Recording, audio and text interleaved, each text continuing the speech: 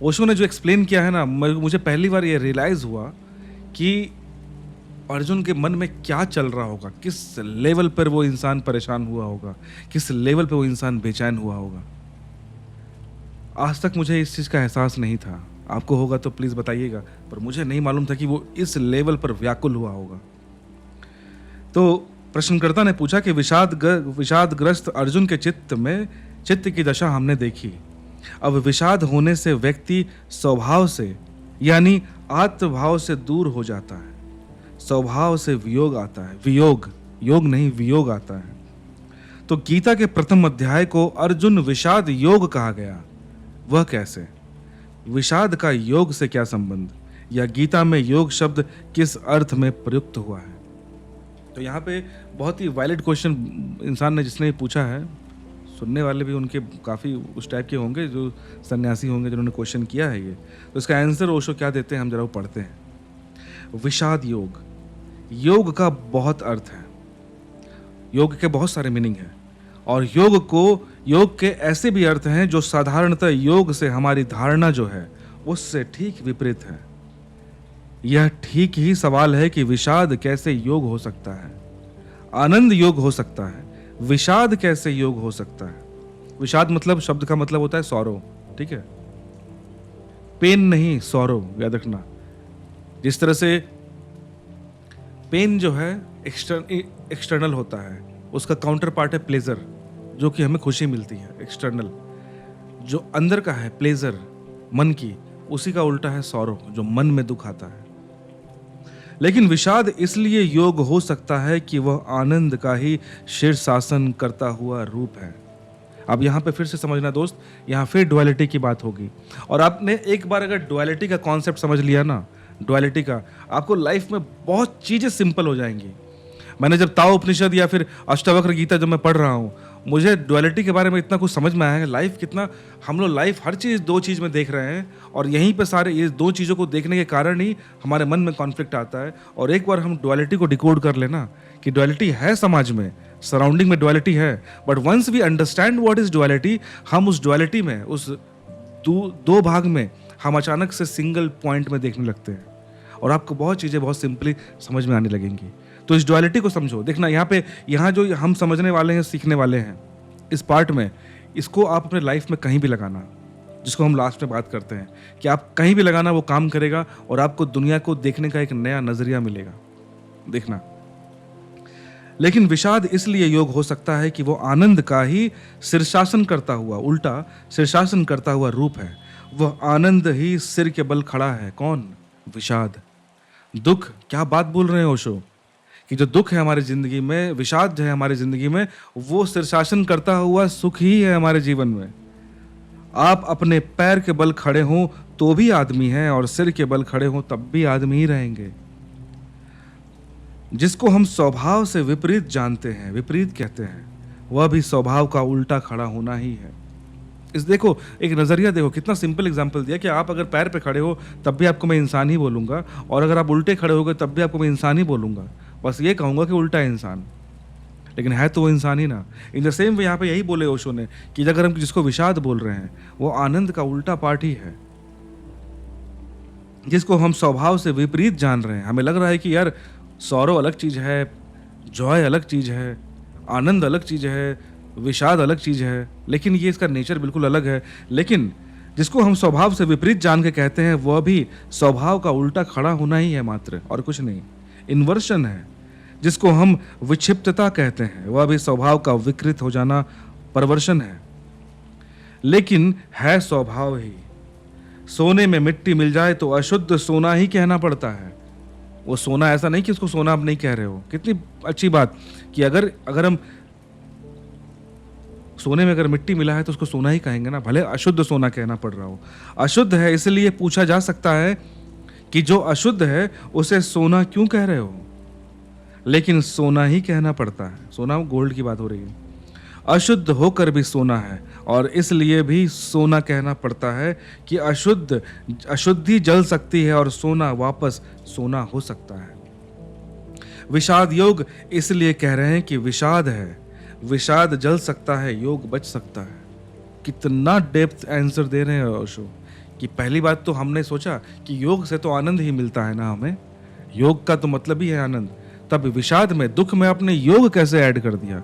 सच में बहुत intellectual question है कि आपने एक ऐसे चीज को योग कैसे बोल दिया जो दुख है, कि मतलब ये एक ऐसा ऐसा योग है जो हमें दुख दे रहा है। How it is possible? तो पॉसिबल है। ओशो ने जो एग्जाम्पल दिया कि एक सोने में अगर कोई गंदगी, अशुद्धि मिल गई तो हम यहाँ भी उसे अशुद्ध सोना ही कहते हैं। क्यों कहते हैं? क्योंकि अगर हम चाहें तो उस अशुद्धि को हम धो के पिघला कर निकाल सकते हैं और बाद में जो बचेगा वो सोना ही होगा। उसी तरह विषाद में भी, विषाद योग में भी अगर हम विषाद को जला दें तो लास्ट में योगा ही बचता है, योग ही बचता है। आनंद की यात्रा हो सकती है, कोई भी इतने विषाद को उपलब्ध नहीं हो गया कि स्वरूप को वापस ना लौट सके। कितनी बढ़िया बात कि अगर तुमको लगता है जिंदगी में कि तुम इतने टूट गए हो, इतने बिखर गए हो, इतना दुख तुम्हारी जिंदगी में आ गया और तुम वापस अब खुशियों की तरफ लौट नहीं सकते, तो यार गलत सोच रहे हो।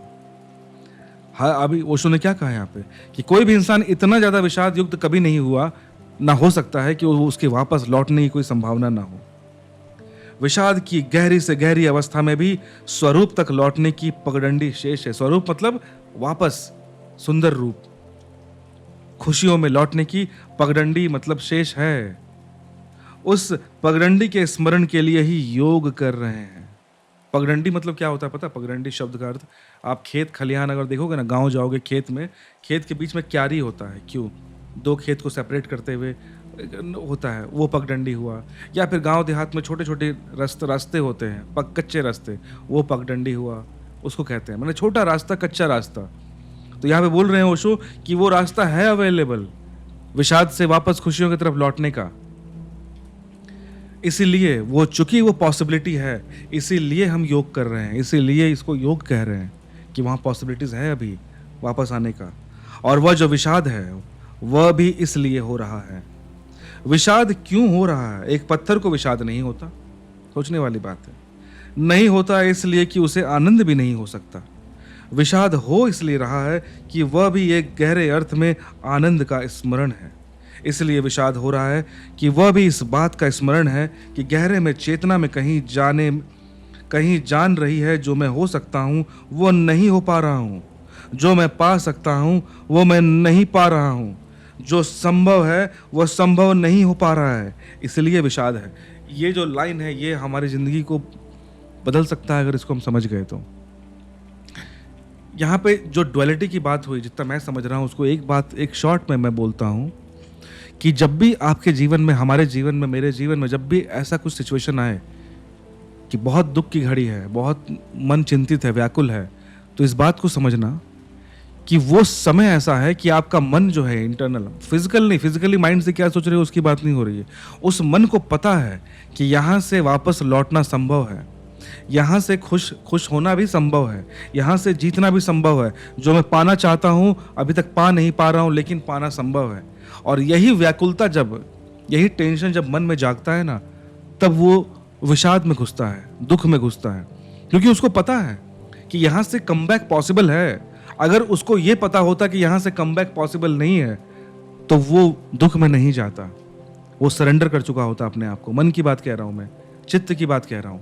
अगर उसे ये लगता कि नहीं यहाँ से अब कमबैक पॉसिबल नहीं है तो वो एक्सेप्ट कर चुका होता। हम हाथ पैर कब मारते हैं? पानी में जब गिरते हैं, डूबते हैं, हाथ पैर कब मारते हैं? हम इसलिए मारते हैं कि हमें पता है कि हम शायद बच सकते हैं, हम पानी में ऊपर तैर सकते हैं।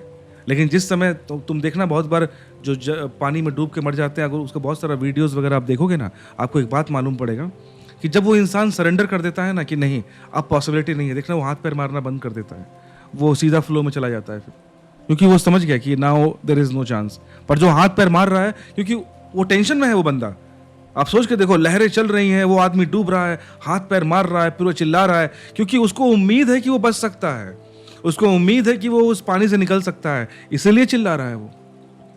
अगर वो चिल्लाना बंद कर दे, हाथ पैर मारना बंद कर दे, तो उसने अपनी नियति एक्सेप्ट कर ली है। पर अगर आपके मन में कोलाहल है ना, आपके मन में बहुत ज़्यादा वो चल रहा है, एंग्जाइटी, कुछ भी चीज़ चल रहा है कि नहीं यार क्या हो रहा है, कोई लाइफ में कुछ समझ नहीं आ रहा, यार मैं करना कुछ और चाहता हूँ, हो कुछ और जा रहा है, यार मुझे जाना इधर है, मुझे ये पाना है पर ये हो नहीं रहा है, मेरा पागल हुए जा रहा हूँ, इट्स मीन कि आपके मन को अभी तक ये पता है कि तुम जीत सकते हो। कितनी प्यारी बात है ना, हो सकता है समाज बोल रहा हो कि नहीं नहीं तू तो गया भाई, तू तो हारने वाला है, लेकिन तुम्हारे मन को पता है कि वहाँ जीतने की संभावना है। उसी तरह से यहाँ पे ओशो कह रहे हैं कि तुम्हारे विषाद को ये पता है कि ये विषाद खत्म हो सकता है, तुम्हारी चेतना को पता है कि ये विषाद खत्म हो सकता है, संभावना है। इसलिए जितना ही प्रतिभाशाली व्यक्तित्व होगा उतने ही गहरे विषाद में उतरेगा। सिर्फ जड़ बुद्धि विषाद को उपलब्ध नहीं होते, क्योंकि जड़ बुद्धि की तुलना का उपाय नहीं होता, उसे यह भी ख्याल नहीं होता कि मैं क्या हो सकता हूं। यही बात चल रही है ना, कि जब तक आपको यह पता है कि यहां पे पॉसिबिलिटी है, यहां पे मतलब तुम्हारे अंदर ये पॉसिबिलिटी है, ये संभावना है कि तुम एक पूरे के पूरे कमल फूल खिल सकते हो। तुम्हारे मन को पता है, हो सकता है तुमको लग रहा है, तुम्हारे ब्रेन को लग रहा है कि नहीं यार मैं तो लाइफ में हार गया, अब कुछ बचा ही नहीं है आगे बढ़ने का। हो सकता है तुम्हारे परिवार को भी लग रहा हो, पूरे समाज को लग रहा हो, दोस्त यार को लग रहा हो, लेकिन तुम्हारे मन में अगर ये व्याकुलता है ना, तो इसका मतलब तुम्हारी चेतना को जो शायद जिसको हम कहते हैं ईश्वर से कनेक्टेड है, उसको पता है कि नहीं अभी भी चांसेस है। तो मैं तो दोस्त यही कहूँगा कि अगर मन में व्याकुलता है तो समझ लो कि ये ईश्वर का संदेश है। जिस भी ईश्वर को मानते हो, जिसको भी मानते हो, नहीं भी मानते हो तो प्रकृति को मानते हो या खुद को मानते होगे ना, वो अंदर से आवाज़ दे रहा है कि नहीं यहाँ से कमबैक पॉसिबल है, सॉल्यूशन है, एक पगडंडी अभी भी है। बस उस विषाद योग में से उस विषाद को जला देना है, योग बचेगा और हमें वापसी मिलेगी।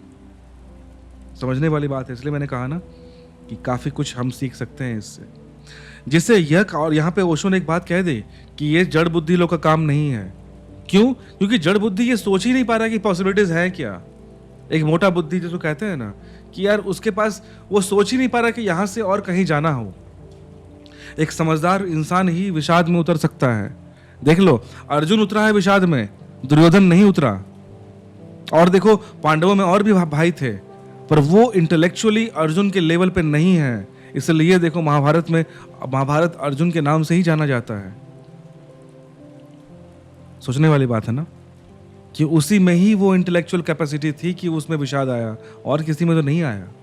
अजीब बात है, क्योंकि वो व्याकुलता आने के लिए भी एक स्तर चाहिए, जिसे यह ख्याल है कि मैं क्या हो सकता हूं, जिसे यह ख्याल है कि आनंद संभव है, उसे विषाद की कालिमा बढ़ जाएगी, उसे विषाद ज्यादा गहरा दिखाई पड़ेगा। जिसे सुबह का पता है उसे रात के अंधकार में बहुत अंधकार दिखाई पड़ेगा। जिसे सुबह का कोई पता नहीं उसे रात भी सुबह जैसी हो सकती है, और रात भी उसे लग सकती है कि ठीक ही है, क्या दिक्कत है। ये जो लाइन है, ये अक्सर आप देखोगे रियल लाइफ में ना, कि जिन लोगों ने मान लिया है कि अब ये हम इस तरह जी रहे हैं, इस तरह से सड़ गल के जी रहे हैं और यहाँ से अब कहीं और पॉसिबल नहीं है, वही आदमी देखना उस सिचुएशन में कंफर्टेबल हो जाता है, वो सरेंडर कर चुका होता है, क्योंकि उसको पता है कि यहाँ से और कहीं जाने का संभावना नहीं है।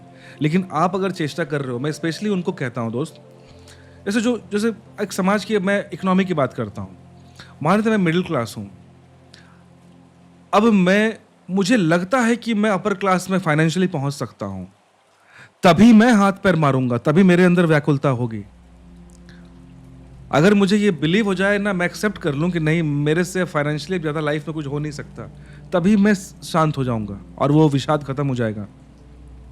लेकिन अगर आप में ये लगता है कि नहीं, आप जो एजुकेशन पा रहे हो, जस्ट इमेजिन करो अगर कॉलेज स्कूल में हो तो ये मन में आता है ना, या फिर करियर में हो, आपके अगर मन में आ रहा है कि नहीं मैं और बेटर कर सकता हूँ और आगे बढ़ सकता हूँ, और ये व्याकुलता है, आपके मन में ये प्रॉब्लम हो रही है कि नहीं नहीं यार, या फिर जैसे हमारे विनोद तिवारी जी एक यहाँ पर हैं, वो योग साधना में है, तो उनके पास भी ये प्रॉब्लम आई होगी कि यार मुझको साधना में आगे बढ़ना है। व्याकुलता तो उनके मन में भी चल रही होगी, भले वो योगी बन चुके हैं, व्याकुलता तो वहाँ भी आ रही होगी एकदम कि मैं और इस लेवल को कैसे राइज अप करूँ, क्योंकि वो बंदा इंटेलेक्चुअल है, उसको पता है कि मेरी पॉसिबिलिटीज़ और हैं, मैं केवल यहाँ के लिए नहीं बना हूँ, मैं यहाँ के लिए बना हूँ, और यहाँ जाने के लिए वो व्याकुलता आती है।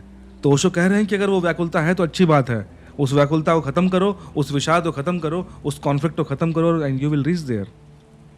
तो अर्जुन जिस विषाद की स्थिति में भी योग कह रहा है, क्योंकि वह विषाद का बोध भी स्वरूप के विपरीत कॉन्ट्रास्ट में दिखाई पड़ता है, अन्यथा नहीं दिखाई पड़ता। ऐसा विषाद योग और किसी को भी युद्ध के स्थल पर नहीं हो रहा। उस जो महाभारत का युद्ध चल रहा है, स्टार्ट होने वाला है, और किसी को ऐसा व्याकुलता, ऐसा विषाद तो नहीं हुआ अर्जुन के सिवा। ऐसा दुर्योधन को नहीं हो रहा। कल रास्ते में जा रहा था कि एक मित्र ने पूछा कि आपने दुर्योधन की तो बात की, युधिष्ठिर के संबंध में क्या ख्याल है? क्योंकि ओशो ने कई बार दुर्योधन को जड़ बुद्धि कह दिया है, तो किसी ने ओशो से ये पूछा होगा कि आपने दुर्योधन की बात की, थोड़ा भीम की भी बात की, अर्जुन की तो बात कर ही रहे हैं, ये युधिष्ठिर जो पांडवों को सबसे बड़ा भाई है, वो तो बहुत सीधा साधा समझदार इंसान था, तो उसके बारे में क्या ख्याल है आपका? क्योंकि दुर्योधन को नहीं हो रहा विषाद, दुर्योधन को, कौरवों का जो बड़ा भाई है, उसको नहीं हो रहा, मान लिया आदमी भला नहीं है, पर युधिष्ठिर तो भला आदमी है, धर्मराज है, उसे क्यों नहीं हो रहा विषाद? सोचने वाला सवाल है। लेकिन ये तो यह भी थोड़ा विचारणीय है। ओशो ने यहाँ पे बोला कि यह भी थोड़ा विचारणीय है। आशा तो करनी चाहिए कि युधिष्ठिर को हो, हमें ये लगना चाहिए कि, क्योंकि युधिष्ठिर को जो हमने टैग देखा है वो धर्मराज का है, बहुत सुलझा हुआ इंसान, सिंपल सा इंसान, ऐसा हमने देखा है युधिष्ठिर को। तो आशा तो यही करनी चाहिए कि युधिष्ठिर को विषाद होता, लेकिन युधिष्ठिर को नहीं हो रहा। युधिष्ठिर तथा कथित धार्मिक आदमी है, सो कॉल्ड रिलीजियस। अब देखो यहाँ पर फिर से ओशो ने अपना कटाक्ष किया है सामाजिक कुरीति पर। ये ओशो ने सिंपली युधिष्ठिर को कथा कथित धार्मिक, सो कॉल्ड रिलीजियस पीपल जो हमारे समाज में होते हैं ना, उस पर कटाक्ष किया है। और बुरा आदमी भी कथा कथित धार्मिक आदमी से बेहतर होता है, क्योंकि बुरे आदमी को आज नहीं तो कल बुरे की पीड़ा और बुरे का कांटा चुभने लगेगा, लेकिन कथा कथित धार्मिक आदमी को वह पीड़ा भी नहीं चुभती, क्योंकि वह यह मानकर चलता है कि वो धार्मिक है। विषाद कैसे हो? युधिष्ठिर अपने को धार्मिक होने में आश्वस्त है। आश्वासन बड़ा झूठ है, लेकिन आश्वस्त है। असल में युधिष्ठिर रूढ़िग्रस्त धार्मिक आदमी की प्रतिमा है। ये बात मैंने क्यों बोला कि यहाँ पे ओशो ने कटाक्ष किया, क्योंकि अक्सर हम समाज में देखते हैं ना, बहुत से लोग हैं जो अपने को धार्मिक मान के चलते हैं और उनको लगता है कि वो जो सोच रहे हैं, जो कर रहे हैं, सब बहुत धार्मिक कार्य है भाई। वो एकदम ईश्वर के करीब बैठे हुए, उनको वो ये मान के बैठते हैं। और ऐसे लोगों को अगर आप कोई ज्ञान की बात बोलोगे ना, वो लोग नहीं सुनने वाले। ये अलग टाइप के कट्टर होते हैं, क्योंकि उन्होंने अपने हर कार्य के लिए एक जस्टिफिकेशन डाल दिया है कि वो धार्मिक है भाई, वो सज्जन है भाई। इनको चेंज करना बड़ा मुश्किल है, इनको राह दिखाना बड़ा मुश्किल है। और यहाँ पर ओशो ने एक बात की कि जो बुरा आदमी है उससे भी बदतर होता है एक सो कॉल्ड धार्मिक आदमी। सो कॉल्ड धार्मिक आदमी, कथाकथित धार्मिक आदमी, मतलब समझते हो ना, जो केवल कहने को धार्मिक है पर उसके मन में धर्म उतरा नहीं है अभी तक। तो ओशो कह रहे हैं कि जो बुरा आदमी है वो इस सो कॉल्ड धार्मिक आदमी से बेहतर है। क्यों? क्योंकि बुरे आदमी में अभी भी संभावना है कि आज नहीं तो कल उसको एहसास हो जाए कि उसमें कितनी बुराई छुपी है। आज नहीं तो कल उस बुराई का कांटा उसके मन में चुभेगा और वो धर्म के रास्ते पे चलने की कोशिश कर सकता है। लेकिन जो सो कॉल्ड कथाकथित धार्मिक है, वो इतने डिल्यूजन में है अपने लाइफ में कि वहाँ पे चांसेस नहीं है कि वो धार्मिक कार्य में चल सके, वो अपने अंदर धर्म, रियल धर्म धारण कर सके, क्योंकि उसने एक चोला ओढ़ लिया है धर्म का। दो तरह के धार्मिक आदमी होते हैं, ओशो कहते हैं। एक तो उधार धार्मिक आदमी होते हैं, उधार, बोरो किए, बोरोड, जिनका धर्म अतीत की उधारी से होता है। और एक वे धार्मिक आदमी होते हैं जिनका धर्म उनकी आंतरिक क्रांति से आता है। दो तरह के कौन से हैं? एक है उधार वाले और दूसरा आंतरिक क्रांति। ये दो टाइप के लोग आपने भी देखे होंगे। उधार वाले क्या? जैसे हम जिस परिवार में पैदा हुए, जहाँ पे जिस समाज में पैदा हुए, वहाँ जो रिलीजन चल रहा है, जो धारणाएं चल रही हैं, जो अंधविश्वास, जो विश्वास चल रहा है, हमने उसको ब्लाइंडली मान लिया, फॉलो करना शुरू कर दिया। ये हुआ उधार लिया हुआ धार्मिकता। और एक है आंतरिक क्रांति से, कि जब इंसान खुद ढूंढने निकलता है, जब इंसान खुद हर चीज़ सत्य की तलाश में निकलता है, उसके बाद वो धर्म को पाता है, तब वो धर्म को धारण करता है। जैसे बुद्ध, महावीर और उनके जैसे बहुत सारे अन्य बुद्ध पुरुष, और या फिर जो बुद्धत्व को नहीं भी पाए हैं, ऐसे लोग जो उस धर्म को भीतर से ढूंढ रहे हैं, बाहर से नहीं कि तुम मुझे क्या बोलते हो, मेरे लिए वो धर्म नहीं हो सकता, इंफॉर्मेशन हो सकता है, मैं सुन सकता हूं तुम क्या बोल रहे हो, लेकिन धर्म अगर जागेगा मेरे अंदर तो मेरे अंदर से ही जागेगा, क्योंकि धर्म आंतरिक चीज ही है, ये अंदर से ही आता है। तो अर्जुन आंतरिक क्रांति के द्वार पर खड़ा है, धार्मिक आदमी है। अर्जुन आंतरिक क्रांति के द्वार पर खड़ा हुआ धार्मिक आदमी है, धार्मिक है नहीं। समझना बात को, अर्जुन को धार्मिक नहीं कहा ओशो ने। ओशो ने कहा कि वो धार्मिक आदमी बनने के जो द्वार है वहां पर खड़ा हो चुका है अर्जुन, लेकिन क्रांति के द्वार पर खड़ा है। अभी धार्मिक नहीं है, लेकिन क्रांति के द्वार पर खड़ा हो चुका है। उस पीड़ा से गुजर रहा है जिससे धर्म पैदा हो सकता है। युधिष्ठिर तृप्त हो चुका है। अतीत से जो धर्म मिला उसको, जो बाहर से उसको मिला, उसको उसने पी लिया, डाइजेस्ट करके शांत हो गया कि ठीक है यार, मेरे को और कुछ नहीं करना। उससे वो राजी हो चुका है कि ठीक है, जो बोल रहे हैं सही बोल रहे होंगे ना। इसलिए धार्मिक भी हो सकते हैं और जुआ भी खेल सकते हैं। युधिष्ठिर ने जुआ खेला था ना, तब भी कोई संदेह मन में नहीं पैदा होता। ओशो ने कहा कि भाई अजीब सा है, धर्मराज कहते हो युधिष्ठिर को, और जुआ खेल रहा था बैठकर, और लोगों ने कोई उंगली भी नहीं उठाई कि हे, ये कैसा धर्म तुम्हारा कि तुम जुआ खेल रहे हो, तुम तो धर्मराज हो। पर ओशो ने कहा कि वो उसने धार्मिकता का ऐसा चोला ओढ़ा हुआ है कि वो जुआ भी खेले और लोगों ने कोई संदेह नहीं किया।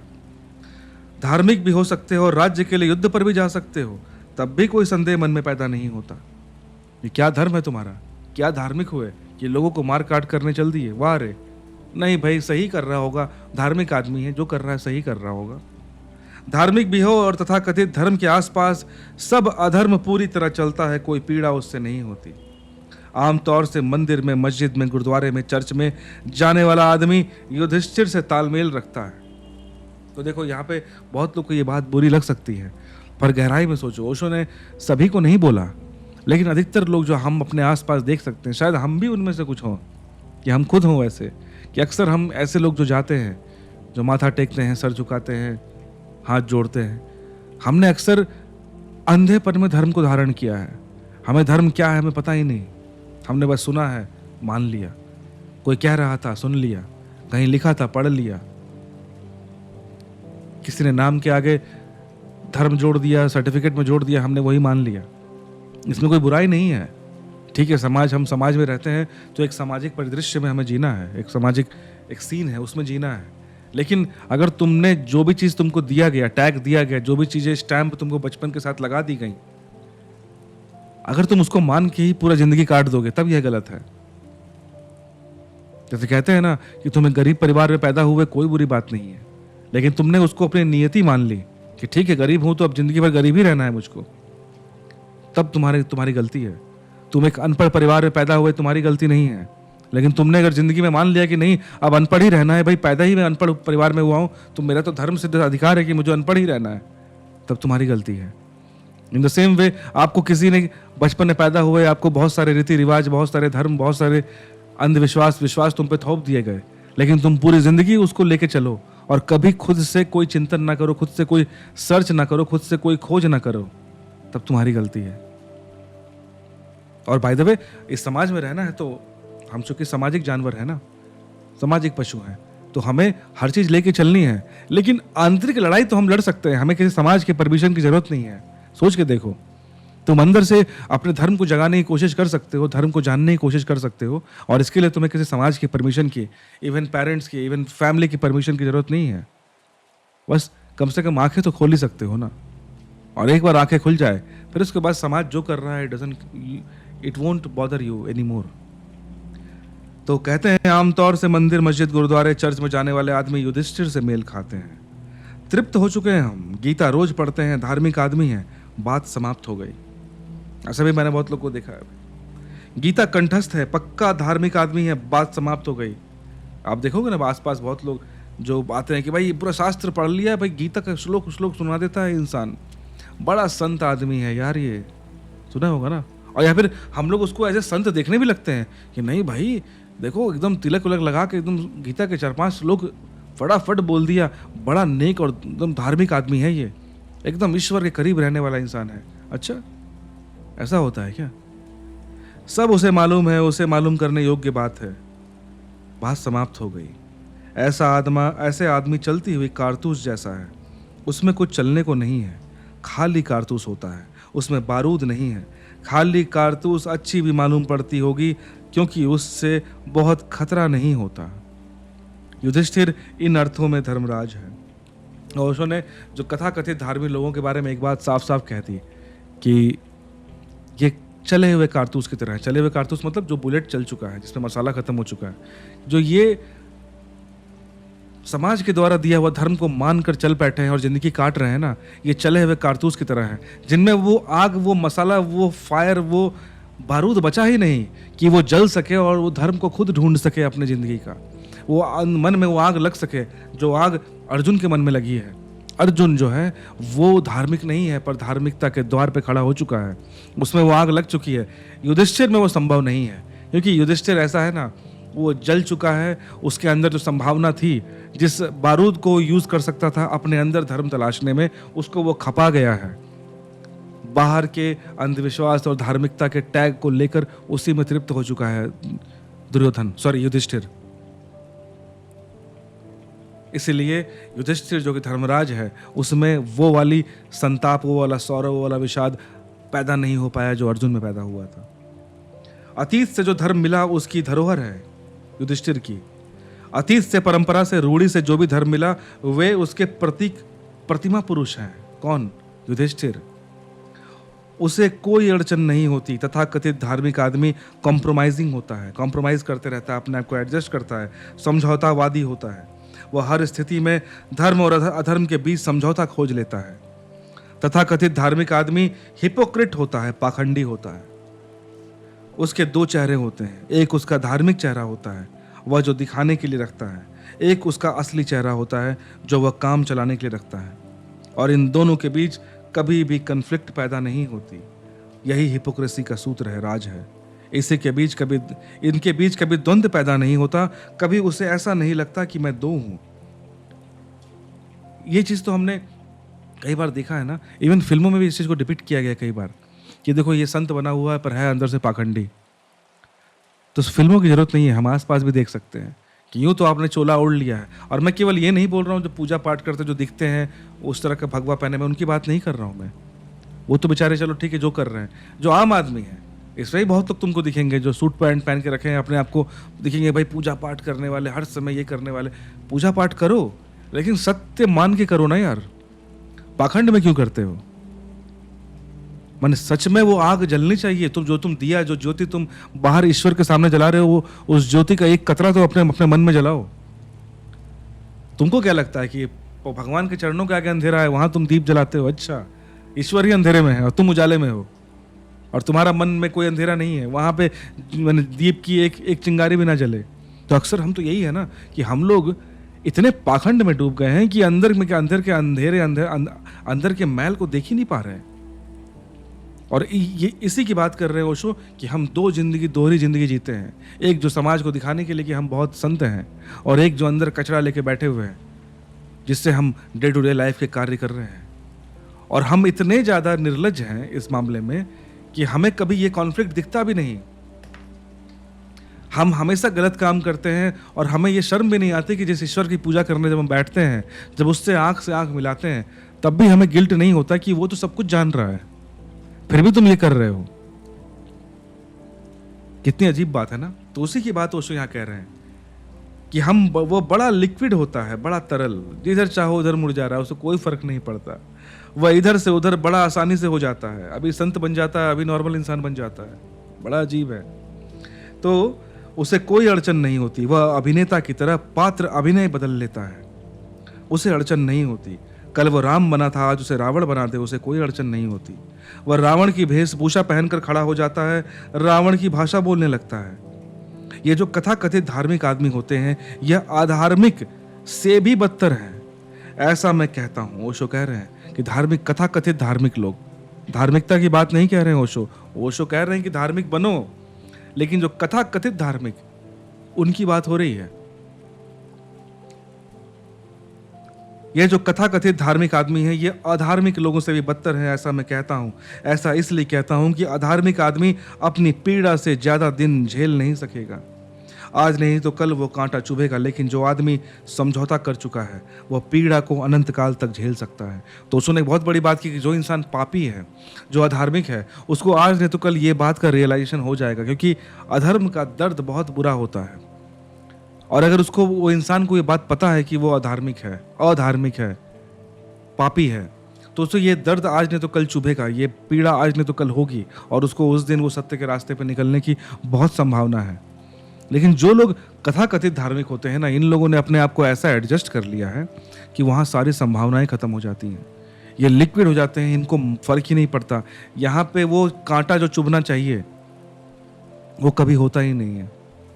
आप देखना, कई बार इस फिल्मों में हमने बहुत सारी स्टोरीज पढ़ेंगे ना, वहाँ देखना जो एकदम कट्टर विलेन है, एकदम खूंखार, अचानक से जब उसका हृदय परिवर्तन होता है, आप देखे होंगे ना फिल्मों में कई बार ऐसे सीन होते हैं जो एकदम बर्बर है, एकदम जानवर, पर वो इंसान के अंदर मन में एक बार प्रेम जाग गया ना, या फिर स्नेह जाग गया, और वो इंसान जब बदलता है तो इंसान वो मरने के लिए तैयार है। जब जिससे पूरी दुनिया खौफ खाती हो, वो इंसान जब सुधरता है तो वो मर जाता है, पर वो फिर वो पाप नहीं करता, उसके अंदर इतना भयंकर परिवर्तन आता है। लेकिन जो ये सो कॉल्ड, जो बीच वाले लोग फंसे हुए हैं, हम जैसे कॉमन लोग, हम में वो संभावना ही नहीं है कभी वो धार्मिकता को पाने की। तो यह बड़े मजे की बात है कि अधार्मिक आदमी बिल्कुल युधिष्ठिर की पीड़ा नहीं है। यह बड़े मजे की बात है कि अधार्मिक आदमी बिल्कुल राजी हूं, यह युद्ध में धार्मिक आदमी बिल्कुल राजी है उस युद्ध में, और यह अर्जुन जो न तो अधार्मिक है और न अभी तक कथाकथित धर्म से राजी हुआ है, यह चिंतित है। तो यहाँ पे एक बात बोली गई, एक है कथाकथित धार्मिक और एक है अधार्मिक, और अर्जुन जो है बीच में फंसा हुआ है, अभी ना अधार्मिक हो पा रहा है और ना कथाकथित धार्मिक हो पा रहा है। तो यहाँ पॉसिबिलिटी बची हुई है। अर्जुन बहुत ऑथेंटिक प्रामाणिक मनुष्य है, रियल इंसान जो कहते हैं ना, बिल्कुल ऑनेस्ट, जो अंदर है वो बाहर दिख रहा है। उसकी प्रामाणिकता इसमें है कि प्रामाणिकता ही उसकी चिंता है। उसकी प्रामाणिकता इसमें है कि वह प्रश्न है उसके पास। उसकी प्रामाणिकता इसमें है कि जो स्थिति है उसमें वह राजी नहीं हो पा रहा। यह उसकी बेचैनी, यही उसकी पीड़ा, उसका विकास बनती है। तो अर्जुन के बारे में ओशो ने एक बात बोला कि भाई वो इतना ऑथेंटिक इंसान है, इसी कारण से जब उसके मन में वो पीड़ा जागी, वो विषाद जागा, वो उसके चेहरे पर, उसके शरीर पर साफ साफ दिख गया कि हाँ भाई ऐसा ऐसा हो रहा है, मैं संभाल नहीं पा रहा हूँ। वो अपने आप को चेंज नहीं कर पा रहा है अर्जुन, कि भाई ठीक है यार, वो मन में पीड़ा है, कॉन्फ्लिक्ट है, चलो ठीक है कोई बात नहीं, मन में दुख तो है कि अपनों को मारना पड़ रहा है, लेकिन कोई बात नहीं, अब युद्ध है तो चलो मार ही देते हैं। अर्जुन का ऐसा नहीं रहा है। अर्जुन इस चीज को डाइजेस्ट नहीं कर पा रहा है। वो इतना रियल, इतना ऑनेस्ट, इतना प्योर इंसान है वो अंदर से, मन से। और ये बेचैनी जो है वही अर्जुन के डेवलपमेंट का कारण बनेगा, वही उसके उत्थान का, उसके जीवन को समझ लो कि एक मोक्ष के रास्ते पर निकलेगा इसी कारण से। विषाद योग इसलिए कहा गया कि अर्जुन विषाद को उपलब्ध हुआ है। धन्य है वे जो विषाद को उपलब्ध हो गए, क्योंकि जो विषाद को उपलब्ध होंगे उन्हें मार्ग खोजना पड़ता है। अभागे हैं वे जिनको विषाद नहीं मिलता, उनको आनंद तो कभी नहीं मिलेगा। जिनको विषाद, जिनको दर्द, जिनको दुख, जिनको सौरो नहीं मिला, वो आनंद, वो प्लेजर नहीं, हैप्पीनेस, जॉय भूल जाएं। धन्य है वे जो विरह को उपलब्ध हो जाए, क्योंकि विरह मिलना ही आकांक्षा है। इसलिए विरह भी योग है, मिलन भी की आकांक्षा है। वह मिलन के लिए खोजता हुआ मार्ग है। विरह मतलब सेपरेशन। तो जिसको सेपरेशन मिला लाइफ में, वो भी एक योग है, क्योंकि वहीं पे मिलने की संभावना है। योग तो मिलन ही है, लेकिन विरह भी योग है, बिछड़ना भी योग है। मिलना तो योग है भी, बिछड़ना भी योग है, क्योंकि विरह भी मिलन की पुकार और प्यास है। विषाद भी योग है, योग तो आनंद ही है, लेकिन विषाद भी योग है, क्योंकि विषाद आनंद के लिए जन्मने की प्रक्रिया है। इसलिए विषाद योग कहा गया। ये जो आखिरी पंक्ति है कि विषाद जो है वहीं से आनंद के जन्मने की शक्ति आती है। वो विषाद जितना प्रबल होगा, आनंद की उत्पत्ति की संभावना, हैप्पीनेस, जॉय, इसकी उत्पन्न होने की संभावना उतनी ही ज़्यादा हो जाती है। तो फाइनली ओशो ने यहाँ कहा और जस्टिफाई किया कि विषाद योग कैसे हो गया, क्योंकि विषाद कुछ नहीं, बस आनंद का दूसरा स्वरूप है, उल्टा स्वरूप है, इन्वर्स फॉर्म है। कि जितना ज़्यादा समझ लो एक रस्सी के दो छोर हैं, आज नहीं तो कल वो छोर आपस में मिलेंगे। तो एक तरफ विषाद है, एक तरफ आनंद है। अगर विषाद में डूबते जाओगे, डूबते जाओगे, डूबते जाओगे, एक दिन उस आनंद में तुम मिल जाओगे।